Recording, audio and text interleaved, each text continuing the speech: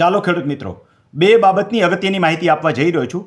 એક advert possession નીચે, એટલે કે તમારો જે કબજો છે એ 12 વર્ષથી છે ને ડોક્યુમેન્ટ તમારી પાસે નથી, અથવા તો ઇલીગલ પોઝેશન એટલે કે તમારી જમીનના કાગળ તમારી પાસે છે ને બીજા રોજડા ઘૂસી ગયા છે. આ બંને વસ્તુ માટે અગત્યની માહિતી આપવા જઈ રહ્યો છું. તમારે આવી ઇન્ફોર્મેટિવ માહિતી જોઈતી હોય તો યુટ્યુબમાં જઈ રમણીકભાઈ કોટડિયા લખજો, એટલે તમને આવી બધી સરસ મજાની માહિતીઓ મળશે.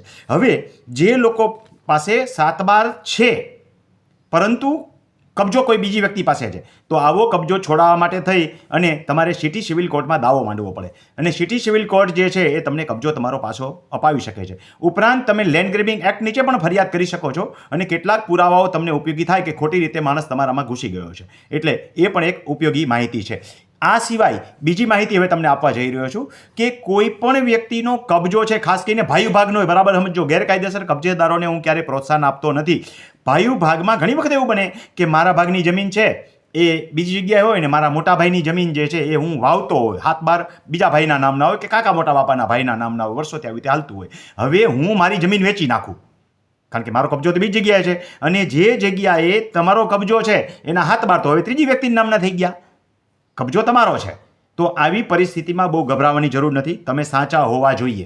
તો આના માટે સૌ પ્રથમ તો જોગવાઈ શું છે કે 12 વર્ષથી વધારે સમયથી તમારો કબજો હોવો જોઈએ, અને મેં કીધું એમ ભાઈઓના અદલા બદલીના કહેશે તો 12 વર્ષથી વધારે સમયથી જ કબજો હશે, અને આવો કબજો તમારી પાસે થઈ અને હોવા અંગેના પુરાવાઓ હોવા જોઈએ, જેમ કે લાઇટ બિલ તમારા નામે હોઈ શકે, કદાચ એવું બની શકે, અથવા તો વેરા ભર્યાની પહોંચ તમારી પાસે હોય, ઓરિજિનલ ભલે બીજાના નામે આવતી હોય પણ પહોંચું તમે ભરતા હોય, વર્ષોથી પહોંચ તમારી પાસે હોય. એવી જ રીતે તમારે એક અરજી આપવાની થાય. આની વિશેષ માહિતી માટે યુટ્યુબની અંદર જઈ રમણીભાઈ કોટડિયાના વિડીયો જોઈ લેજો, એટલે ડિટેલ્સથી માહિતી તમને મળી જશે. હવે શું કરવાનું છે, તો એક તો વેરાપોચ તમારી પાસે છે, ભલે બીજાના નામની, ભાઈના કે કાકા મોટા બાપાના ભાઈનું નામ નહીં, વેરાપોચ આપણી પાસે ઓરિજિનલ છે અને છેલ્લો વેરો આપણે ભરીએ છીએ. હવે વેરાપોચ તમારી પાસે નથી તો એક અરજી લખીને તમે મામલતદાર અથવા તો સર્કલ ઓફિસરને આપી શકો કે ભાઈ સદર જમીન જે છે આટલા વર્ષથી મારા કબજામાં છે, અને આ દરજ્જે તમે જે દરજ્જો ધરાવતા હોય એ દરજ્જે મારી પાસે કબજામાં છે. ટૂંકમાં તમે રોજડા નથી, ઘૂસણખોર નથી કે ઇલીગલ પોઝિશન તમારી પાસે નથી. તો આ રીતે વર્ણન કરવાનું છે ટૂંકું, કે આ રીતે મારી પાસે આટલા વર્ષથી આ કબજો આવેલો છે અને એનો વેરો હું ભરવા માગું છું. તો 7/12માં મારી ખેડવાન તરીકેની નોંધ લેવા વિનંતી, કારણ કે ખેડો છો જમીન તમે, અને એ અંગેનું રોજકામ કરવા અરજ, એટલે રોજકામ થશે. આગળ માહિતી હજી વધારે આપું કે હવે આ જગ્યાનો કબજો મામલતદારને કે સર્કલ ઓફિસરને કે કલેક્ટર કે ડેપ્યુટી કલેક્ટરને ખાલી કરવાનો કોઈ અધિકાર નથી, એટલે આમાં આગળ વધવાનું નથી. ખાલી એક પુરાવાઓ ઊભા કરવા માટે થઈને મેં તમને કીધું છે. હવે ખોટા પુરાવા ઊભા કરતા હું ક્યાંય શીખવાડતો નથી, બરાબર સમજો. આ કબજા ફેરના પ્રશ્નોને જે કજિયા હોય ને એના નિરાકરણ માટે શીખવાડું છું. હવે એક તમારે સિટી સિવિલ કોર્ટમાં દાવો લાવવો પડશે. સિટી સિવિલ કોર્ટ જે સક્ષમ છે ત્યાં એડવર્સ પોઝિશનના આધારે તમે દાવો લાવી શકો કે આટલા વર્ષથી તમારી પાસે કઈ રીતે કબજો છે એનો તમે દાવો લાવી શકો. ઉપરાંત એક લેન્ડ ગ્રેબિંગની અરજી પણ કરી શકો, ભલે આમાં લેન્ડ ગ્રેબિંગ લાગુ નહીં પડે, લેન્ડ ગ્રેબિંગની અરજી કરીને રોજકામ કરી શકો, અને રોજકામની અંદર સાબિત થશે કે કેટલા સમયથી તમારી પાસે કબજો છે. એ બધું તમને સિટી સિવિલ કોર્ટમાં જમીનના માલિક તમને ઠેરવવા માટે જે ડેક્લેરેશનનો દાવો લાવો છો તમે, એમાં તમને ઉપયોગી થશે. આશા રાખું છું કે આટલી માહિતી તમને અચૂક ગમશે અને ઉપયોગી થશે.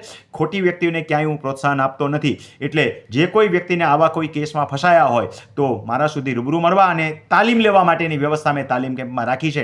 આના માટે યુટ્યુબમાં જઈ અને રેગ્યુલર વિડીયો મારા જોજો, એટલે તમારી પાસે મારા મોબાઈલ નંબર આવી જશે. ફેસબુકવાળા મિત્રોને રેગ્યુલર વિડીયો મળશે નહીં, તો યુટ્યુબમાં જઈ રમણીકભાઈ કોટડિયા લખજો. 3 ચેનલ છે, 3 ચેનલમાં દર 1 મહિનામાં એક વિડીયોની અંદર મારા મોબાઈલ નંબર હોય છે, જેમાંથી તમને જ્ઞાન પણ મળશે અને મોબાઈલ નંબર પણ મળી જશે. પછી તમને આગળ શું કરવું એ માહિતી એમાંથી મળી જશે. મોબાઈલ નંબર મેળવ્યા પછી કોઈએ ફોન નથી કરવાનો, વોટ્સઅપથી મને મેસેજ કરવાનો છે. રોજના 500થી વધારે મેસેજ હોય છે, એટલે કારણ વગરના અને નકામા મેસેજ પણ ન કરવા, જેથી કરીને હું જેન્યુઅન વ્યક્તિને પૂરી માહિતી આપી શકું. આશા રાખું છું કે એડવર્સ પોઝિશનના નામે ખોટી વ્યક્તિઓ જે ઘૂસી જાય છે એને, અને જેનું ખરેખર એડવર્સ પોઝિશનનું હિત રહેલું છે એ બંનેને આ માહિતી ઉપયોગી થશે.